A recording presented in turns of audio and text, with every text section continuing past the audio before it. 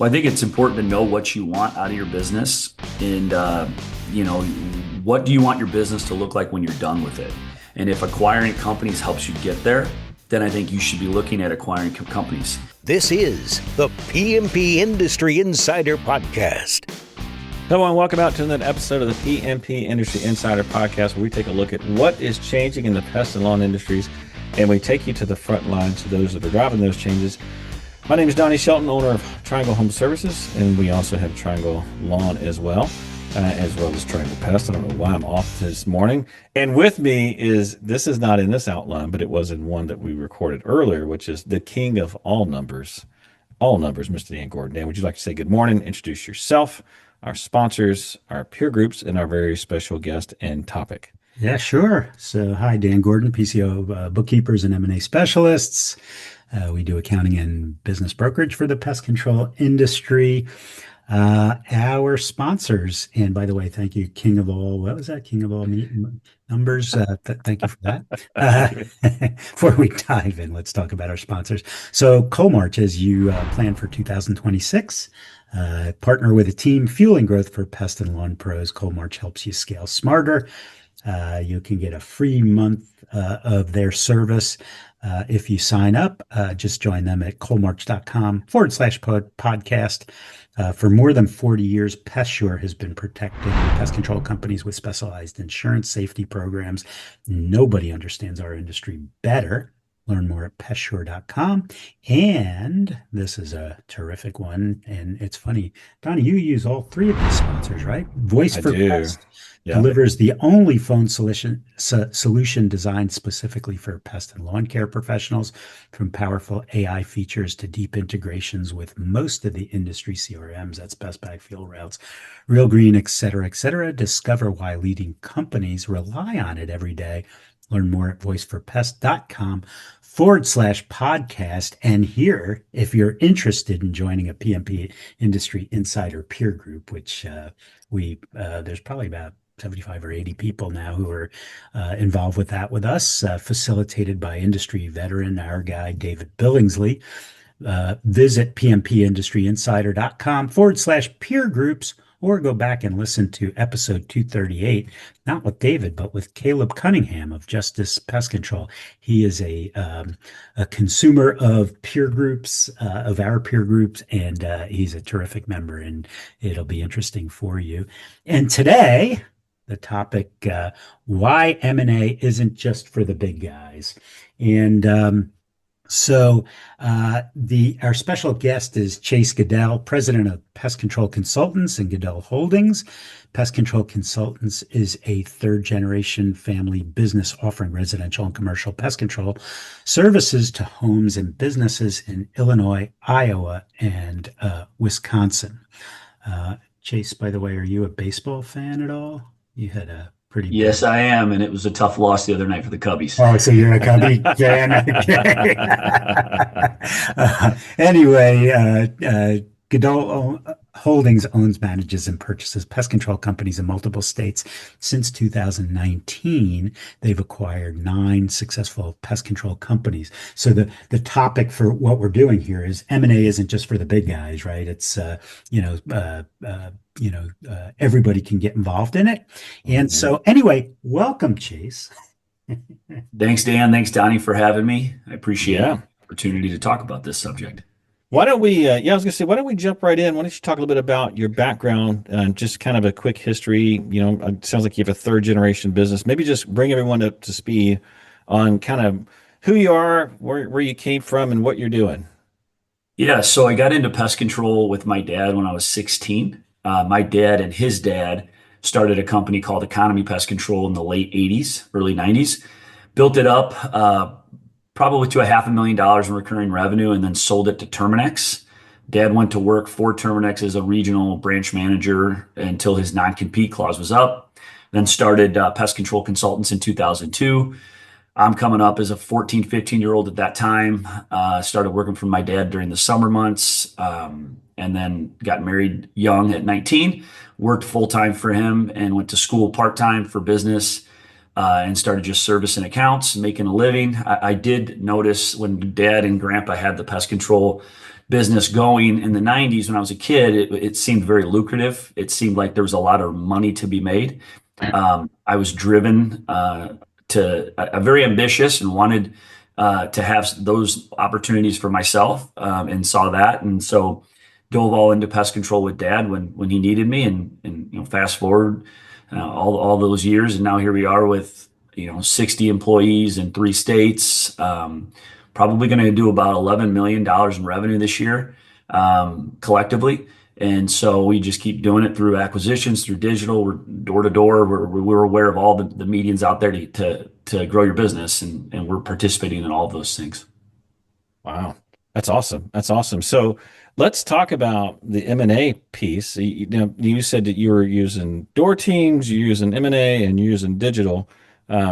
Let's talk about the M&A side. Most of the time when you hear M&A, you think of like the big, I don't want to call them the big box brands, but that's what I call them. Obviously, the larger companies. You also hear a little bit about private equity. It seems like most folks who are kind of the standard, I don't want to say, and I'm not calling you standards, don't take it to the wrong place here, but normally it seems like the smaller companies don't do M&A because it's difficult, right? It's very capital intensive. So maybe just walk us through how you got in the M&A game, and then kind of what made you decide to pursue that that path for growth. Yeah, great question. For me, I wanted to grow, and whatever it took to grow. Our first deal, I started cold calling businesses several years into doing pest control. I was a technician for 2 to 3 years, but I really wanted to expand the business. And so in my market, I knew, I was flipping accounts over right and left over the phone, school districts, hospitals, daycares, warehouses, through cold calling efforts. But when you do that, you begin to learn who these people are using.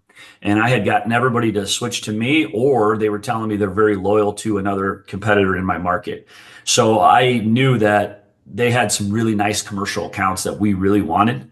And I knew the owner, being a competitor, was older. And so I reached out to him cold and said, "Hey, I'm looking to expand and grow our business. We've identified you as somebody that we'd like to have some of your customers, your accounts. Are you interested in potentially talking about selling your business?" And we sat down and we talked, and we found a way to get the deal done. But it started by just having a growth mindset and doing digital, doing some door to door, doing some cold calling. And then you wrinkle that in with reaching out to your local competitors in your market that have some decent accounts, because you're not able to get them. Mm-hmm. They're telling you, "Hey, we like our guy, we like our company, we've had him for 20 years. And they're not going to switch. And so the one way to get those accounts is buy their business. That is definitely one way to get it. Can't beat them, buy them. That's right. So tell me about, one of the things that we see in the valuations over the past several years are pretty sky high. They've come in a bit, they go up a bit, but when we talk to guys who are your size or more, you're pretty in tune to those high valuations. So the guy who's doing $500,000 who comes, "Yeah, Chase, I'm interested in selling, and I think that our company is worth 4 times revenue." How do you deal with those discussions? Because we get a lot of those who come to us and say, "Well, we understand that the market's at 3 times, 4 times, 5 times, and so we're ready to go." And they're a $500,000 company making 10% on the bottom line and whatnot. And so how does that conversation go? Well, it's a difficult conversation when an owner tells you, "I need to get X for my business," and Right. the business doesn't produce what they're looking for. And they're a little bit naive. They're not quite, obviously they don't know how it works. So I just try to be realistic. I try to tell them about deals I've done in the past. I tell them about, what I can afford and what I'm willing to reason. And I kind of talk to them about my best offer. And if it gets their attention, great. If not, I'd let them know that, "Hey, we can talk about this again in 6 months, again in a year. If you think you can get a better deal elsewhere, then do it." But in my experience, I tell them with a lot of confidence, this is a great deal for us, at least a good starting point. But I find most owners that are, 2 to 3 technicians, $500K in revenue, they really, a lot of them have no idea what they're worth. I've gotten 80 cents on the dollar on a $500,000 deal before, and with two full-time techs. That was a great deal for me. They probably, I would have paid more. But Mhm. they don't know what they don't know. And to your point, Dan, there's some guys that are doing a 500,000 that want 3 million for their business, and Right. it's not realistic at all. They also just hear all these high valuations and they think, hey, I can get this, and it's just not the reality. Right, right. And kind of obviously you talked a little bit about your vision already in terms of M&A, but is your plan like, okay, I want to go to a certain number and I'm going to use M&A to get there? Kind of what's your vision for growth using M&A? And like, I hate to say it this way, but what's the end game, right? I mean, ultimately we all have an end game. We're all going to exit at some point, but what is your vision in doing this? Yeah, I mean, acquisitions are great if you find the right deals. Door to door can be really good to build a foundation. Digital, dialing in organic, and your digital marketing to grow organically within your own inside sales team is great. My vision is to do all of those things. I want to sprinkle in door to door. I want to look for deals that are juicy in my markets that could help me lay a platform for future growth. When you talk numbers, it's funny, and I think all of us can probably agree, 10 years ago, my numbers didn't look like they did now in terms of my vision for what I thought I would want. You achieve a little bit of success, you're like, all right, I just want to get to 2 million in recurring revenue, and that's what I want, right? Then you get to 2 million and you're like, man, I want to get to 5 million now. And then Hmm. you get to five and you start looking at things totally differently. And now you get to 10. And so we adjust our numbers of what we want as we grow our businesses and we have some success and lifestyle and all those things play into it. But for me, if I could get my pest control company to 25 million recurring revenue amongst 3 to 4 states and talk about a potential exit, 100 million, 80 million, 75 million exit on that 25 to 30 recurring. Now, I know guys that have done that. I mean, the Green Mango Pest Control got a deal similar to that. And so I don't know if the evaluations are going to continue to be that good. But if I could get it to 25 million recurring, I think that'd be amazing. I think So all of that's kind of the you. target right now. Yeah, I mean, I think the recurring versus non-recurring and the EBITDA makes it a very strong case for valuations now and in the future. But I guess here's an interesting one. So if M&A is part of the strategy to grow, when we do a budget for somebody, we say, okay, you're doing $1 million. We want to grow by 15%. So therefore, that $1 million, we have 15% attrition. So now it's 850, and then I got to add another 150. So I have to sell 300,000, right?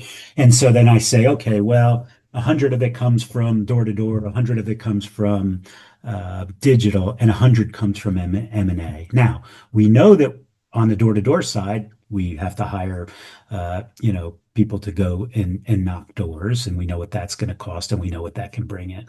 On the digital side, we know what we're going to spend on Google and whatnot, and if we have the right closing percentage, we're going to get that number. On the M&A side, how do you predict that? Because you never know what is going to come up in your market, right? So you can't say, well, I'm going to get 100,000 from M&A or 1 million from M&A. It's kind of okay if I stumble across something. And obviously there's you're out there in the marketplace, asserting yourself that you're willing to buy. But how do you do that? How do you budget for that? It's a difficult thing to do because you never know who is selling their business. In our off season in the Midwest, come January 1st, I make a list and start calling companies that I have noticed could be a potential, I would like to acquire them. And so we send emails, we cold call, we see if we can get in front of people like that. We also just look, the deal we did in Chicago that you guys, brokered or at least advised for us, Dan, that was just posted in business listings online for pest control businesses for sale in Illinois. Stumbled across that, and that was $1 million recurring book of business that was looking to sell for 2.5, 3 million is what they were originally wanting to get for that business. And that was that was my first $1 million deal that we closed back in March. And I always wanted to do $1 million deal. I mean, your first deal isn't going to be $1 million, right? You might do a $200,000 book of business, a owner operator, work up to 500,000, a couple techs, and then get up to $1 million. I was really excited to do $1 million deal, and especially without being funded. I funded the thing within my own organization and didn't have PE or people, investors, buying or helping me pay for that. So you kind of just look around and what's available. If it makes sense, if it aligns with your goals and what you're looking for in your company, then you maybe make a play for it. But there's times where the $400,000 book of business, you wish it was 8 because it was so polished and turnkey and auto pay and the CRMs are all there. And you wish you could have got, you wish it was a bigger business because it was so smooth. And these bigger companies you acquire, they're not using the right CRMs and they're not on auto pay and they're using paper. So M&A you can never predict, in my opinion, when you're talking with these owners. You get a good deal every once in a while, and other times you're like, I don't want nothing to do with that. But you got to kind of know what you're looking for with those acquisitions. So what is it that you're looking for? What Yeah. perfect, if I could, give you exactly what you want, what are you looking for? So I'm looking for a high amount of recurring revenue, if not all of it. I'm looking for route density. Where are the accounts? I want quarterly subs or subscriptions. I want to auto pay. I want the CRM to align with my CRM if possible, just so easier transition. I prefer to stay away from owner operator companies. One guy doing 300K in revenue, 250, and he's doing all the work himself, because the second it's not him showing up at the house, you have a much higher cancel rate than if it's a technician, that's out there working for him, as you guys probably know. I'm also looking for what their digital marketing looks like. Do they have multiple GMB listings or just one? Because I'm going to acquire those listings, and I want to know that for every one customer that cancels, I might have an opportunity to sign 3 new ones up, because they have lots of reviews and lots of listings, and they have a good digital standpoint. The deal we just did in Chicago, the company, for every cancel that I got 3 new people to sign up organically, because he had 6 Google business listings. All of them were loaded with 5-star reviews.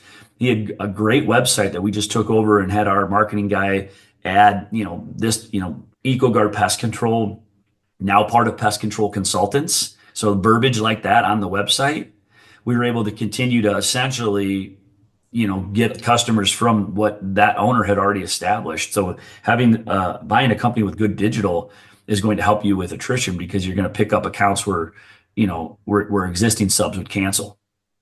So if you look at like a Rentokil, they'll go in, they'll buy a company, and they might not ever change the name, right? And Rollins also has their specialty brands, and Anticimex has their platforms. Do you think that when you're doing it for smaller companies, having a portfolio of different brands is more effective, or should you merge it all into one brand for efficiency and whatnot? And you'll lose a lot of that Google My Business, so how do you think about that? Well, I think you ultimately want to go with the biggest brand, right? Like PCC is our company. So we want to move everything over to Pest Control Consultants in our brand, but I don't think you do that immediately. You do it over the course of 6 months to a year, depending on what you're looking to do. This one in Chicago that was so significant for us is that normally we would transition now over to PCC instead of the brand we acquired. But we have so much flow in that market. We're getting so many online forms from their website. We're getting, we had their phone number ported into our Voice for Pest system. We get a lot of new customer calls organically from all their 6 GMB listings all over the Chicago suburbs. We're going through that question this off season. Like, hey, when do we transition this company to fully our brand, or do we let it roll another year, and call this company part of Pest Control Consultants for a little bit longer? Because of where are we going to be most effective to get new leads? Does it change everything over to our brand, or leave it the way it is? That's a great question. And I think normally when you're talking about a small mom and pop business, one technician, owner operator, you probably can tuck that into your brand relatively quickly. But when you're buying 4 full-time employees, that have a really strong presence in the market. I don't know about getting rid of that brand just, right away, Yeah. if that makes sense. Yeah. I have a quick question about, acquisitions. We've done some small ones in the past, and a struggle that we've always had is the cultures, right? And getting the cultures so that they align.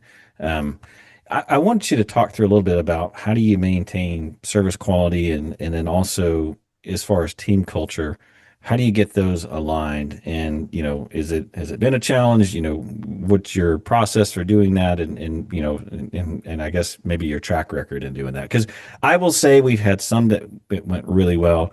We had some that were terrible. So, um, so yeah, I mean, I would agree with totally Donnie with that. You roll the dice, right? You meet the guys, you build them up, you encourage them. We try to keep their pay the same that the previous owner had. We typically will increase benefits. We do have good for healthcare, dental, vision. We have the 401k with the 3% match. We have the PTO. So a lot of times we've noticed that owners that we acquire, companies that they didn't have those benefits. So we're giving these guys better benefits after a 90-day probation period right out of the gate. We're allowing them to have the freedom they had. We get ride-alongs going to ensure that they're doing the services the right way. But if you're gonna shake, most people don't like change, right? So if you're gonna shake things up immediately on them, the number one thing I find technicians and CSRs concerned about when you're bringing them into your fold is, am I going to keep getting paid the same way? And if you can manage that, then most people are going to be open to working in a company that has good values, good culture, good benefits, good pay, and good people, managers and leaders working with them. yeah, yeah. So let's just say someone's listening to this podcast, they're considering getting into acquisitions, and they in a similar position. They're obviously not private equity or a big box brand. What's some advice or maybe a mistake that you've made that you feel like others should really pay attention to if they go down this path, and if they decide that they want to, try to buy a company? What are some things that you've learned, and some things that you'd pass along? Well, I think of the first deal we did. We knew the accounts we were going to get because of our attempt to get those accounts, in our market. They told us no. We like our guy. He's been doing it for 20 years. It's not that they didn't like us. They knew we had a good brand too. So knowing the accounts that you're going to acquire, if that's part of your vision, I think is incredibly important. I think, like I mentioned earlier, staying away from one-man bands, because that can be challenging when you get the customer list and it's not the owner anymore. Nobody does it as good as the owner, right? Mm-hmm. So that's a concern that I did one of those and we had lost a lot of customers, and those are smaller deals because it's one man, but to be cautious with that. And I think lastly, companies oftentimes, like you mentioned, Donnie, they don't know how they can afford these $4, $5, $600,000 1-2 technician companies, and realizing that there are options out there for us. I mean, if you have equity in your home, right, using your home as collateral with the bank is a great opportunity for the bank to loan you some money to acquire the business. Having an attrition clause in place, like Dan can talk about, seller may be able to hold back 10% of the deal as long as X amount of accounts get serviced, can really be beneficial to the acquirer. So just realizing there are ways you can do it where it makes sense financially versus writing a check for $600K. A lot of guys, most guys can't do that, right? Out of their own business or their own personal savings account, but through real estate and different scenarios, you can leverage some things to get the money. And I think a lot of guys don't think they can do that. They don't. Yeah. They think there's no way to that. So Yeah. what keeps you up at night in terms of borrowing money or home equity loans? A lot of people are a little skittish. I mean, if you're all in, you're all in, but if you're married and, hey, honey, listen, we're putting a house up, and if it doesn't work out, we'll figure it out. How do you sleep? Well, my wife, she's been gracious when I tell her, hey, we got to put a lien on this house to buy this $2 million business, or we're going to pay sales reps. We need to get money from the bank. I think owning real estate as a business owner is great to have in your portfolio, because you can use that as collateral when you need money. But when I borrow all the money that I borrow, and I've got millions of dollars, at risk right now, but it's all creating revenue. I'm not borrowing money to go buy a depreciating asset. I'm buying assets that produce income. And as long as that's happening, I can sleep, because I think that's actually really smart, to use, money from the banks that creates more money, for me and my businesses. And it takes a team, of leaders around you to kind of help carry that burden as you grow. You need people. You can bootstrap $1 million yourself in pest control, right? You can do that on your own efforts. But 3 million, 5 million, you're going to start having to develop leaders in your company, and the same team that got you to 5 million is going to, may not be able to get you to 10. So you're always upgrading the people within your company and organization. And I've got a lot of great people that work with me that help carry that burden, Dan. So when I go to sleep, it's not, oh my gosh, everything's falling on Chase's shoulders. It's a collective group of partners and managers that are bought into my company in our vision. I would say also to that is I know a lot more about pest control than I do real estate. Mm-hmm. I mean, or the stock market or the bond market. Right, exactly. And Right. oftentimes I get people like, oh, you should invest in this and you invest in that. I'm like, I know more about this market. And by the way, I'm not putting myself as an expert, but I work in it every day, right? I understand it. I'm actively investing, working, operating. It's not like I can walk into a real estate deal and immediately have the kind of domain knowledge that I would in a pest control deal. So to your point, Chase, I mean, I don't know I wouldn't call that an unwise strategy, right? So there's obviously there's like anything, there's extremes, right? You could always over leverage, but Yeah. for me, I personally feel like that's okay, because listen, if it's something I really know and I feel good about, then hey, great. If it's something like it's speculative and I don't know and I don't really have control, and it's, I'm giving money to someone in New York, and who knows, right? I mean, that to me seems way more risky. But all right, One more. So when you buy a company, and I'm assuming that you take on debt or either seller financing from the seller and whatnot. If you do your calculation and you break even for a few years until you grow it, is that good enough, or do you want to make a cash flow right out of the box? Typically, I want to make cash flow out of the box. I know the industry well enough. I need to at least cover my payment, right? I need the Right. revenue from the business to cover the payment back to the bank. But if you know your KPIs and you're good at pest control, as Donnie's talking about, I feel like, we are, that's all I've ever done. I think you can make money right out of the gate. You make your payment and throw some cash in your pocket, or double down your payment and get out of your debt quicker. Yeah. So that's the beautiful thing about recurring revenue in pest control. Yeah. It's, right, and 100%. So looking back, one mistake that you've made that others can learn from, or your biggest. So you did 9 acquisitions. I'm sure all of them weren't stellar. One of them had to be, oh man, shouldn't have done that. I got to tell you guys quick, you guys are going to laugh. So I bought a company. The first acquisition we bought, the company had already been acquired by another person that had 2 or 3 pest control companies, ran them all separately, and I run all mine together. We don't, run separate entities against each other. But that original owner that built that business was working for the new owner that I bought the company from. Well, he was the one that had all the connections with all the accounts, because he was the one that built up the business for all these years. He ended up not coming to the meeting where we were meeting all their technicians. We were telling everybody, hey, we're buying the company.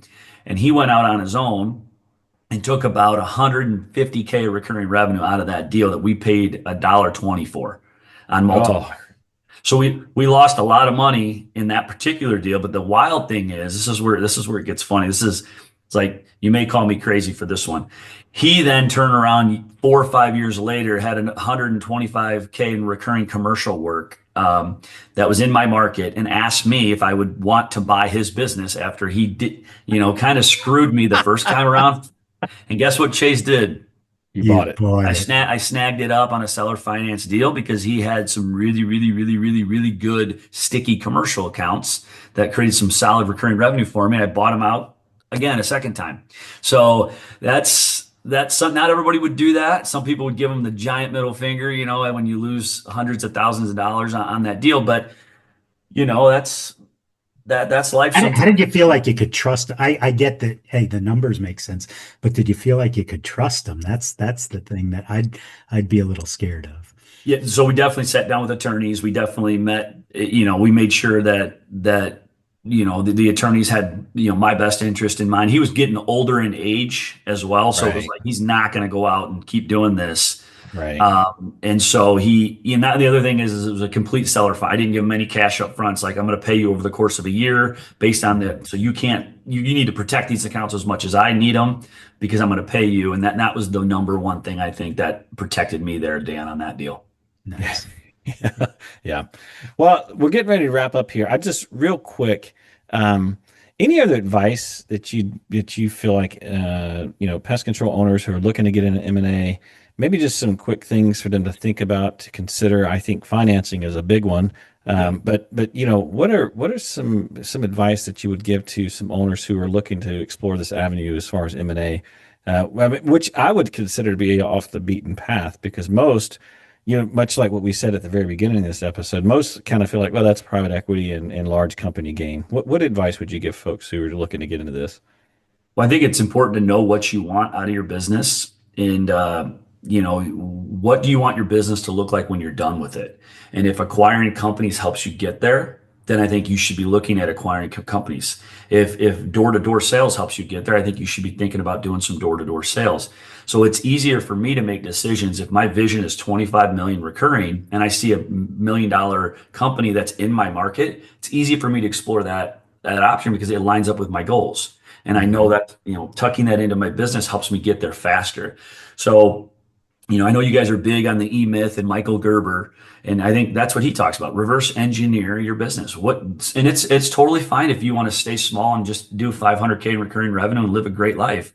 But for me, I want more than that. And so, knowing what you want is important, and acquisitions can help you get there faster if you're willing to look at them and do the due diligence and talk to the banks, then go out and make something happen.